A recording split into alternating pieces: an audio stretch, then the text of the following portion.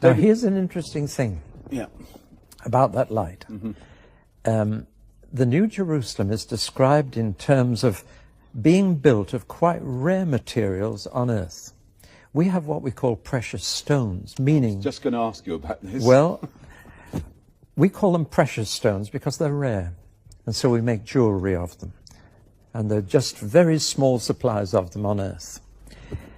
It's going to be quite different in the new world. Things that are rare here will be common there. And so the New Jerusalem, it's said, is built, made up of 12 precious stones that we would make into jewelry now.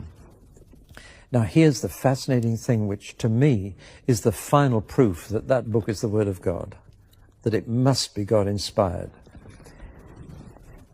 In the last generation only, we've discovered how to make purer light than we had before. Most light is bouncing around, waves crashing into each other, going in all directions, so that the light coming from that spotlight still lights this side of my face by reflecting off that tinsel up there. We're used to light coming at us from all directions. But we've now discovered how to send light in one direction. Laser light is the most common. You've seen laser light beams straight as a die. But we've also got what we call cross-polarized light. A polarized filter, if you can imagine, allows light through like that. But if you put another polarized filter at right angles to that, you've really got a very fine filter. If you take sunglasses and take one lens and put it at right angles to the other, it goes even darker. It only lets very straight light through. Now, people have taken jewels and precious stones and cut a very thin slice for microscopic purposes, and then shone cross-polarized light through them to see what happens.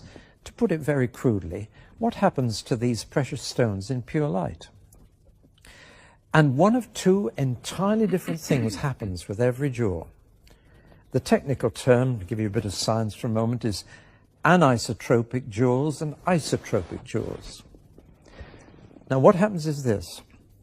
Some jewels in pure light, whatever their color to begin with, they may be red, blue or green, turn into all the colors of the rainbow and the most fantastic patterns.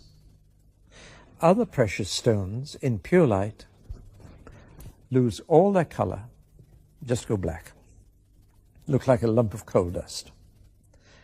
And it's only in this generation that people have discovered this unusual property. For example, diamonds in pure light are nothing. Did you get that, ladies? They're not Did you even hear that? Diamonds, nothing. They won't be there. No, so make the most of them here. Rubies, garnets, just lose everything. Emeralds. No, they keep it. Oh, good. There are other stones that are anisotropic and go into these beautiful colors. Now, here's the fascinating thing. The 12 precious stones that God uses to build the New Jerusalem are all anisotropic. In pure light, they are all far more beautiful. And God doesn't touch the diamonds or the rubies. He doesn't build with them. Staggering. No, let's just put on the screen a picture of these stones. Yeah. Look at the top 12 stones on this picture, and you'll see the stones of the New Jerusalem. Look at the 4 bottom ones at the bottom of the picture, and you'll see they're black, no attraction, whatever. Now then, who knew this 2,000 years ago? No scientist knew it. Nobody knew it. John the Apostle, writing down the book of Revelation as the Lord dictated it to him, he didn't know. Nobody knew except one person in the entire universe, and he knew, and that was God himself. Where is that written exactly? Revelation 21, right, halfway through, and you'll find all the 12 stones listed there. And you can just imagine from the picture we've seen on the screen how beautiful the New Jerusalem is going to be. No need for do-it-yourself decoration or changing rooms there. No need. The materials that God uses will be fabulous. From verse 19, 21 right. Verse 19. Read them out. The first foundation was jasper. Yeah. The second, sapphire. The third, chalcedony.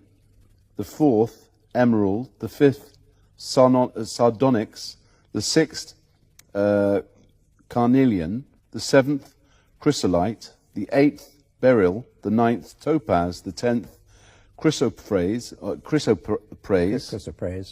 the 11th jacinth, and the 12th amethyst. No diamonds, no rubies, no garnets, because they're isotropic. Now, isn't that amazing? To me, that one thing alone would prove that the Bible was inspired by God, because nobody could have known this. They didn't know it until our generation. But there it is. It's just one little indication of how beautiful the whole thing's going to be, and how wonderful it'll be to be there with God and with Christ and his people, and renewed people. People who really have been recycled so they're all like Jesus, and their characters are right.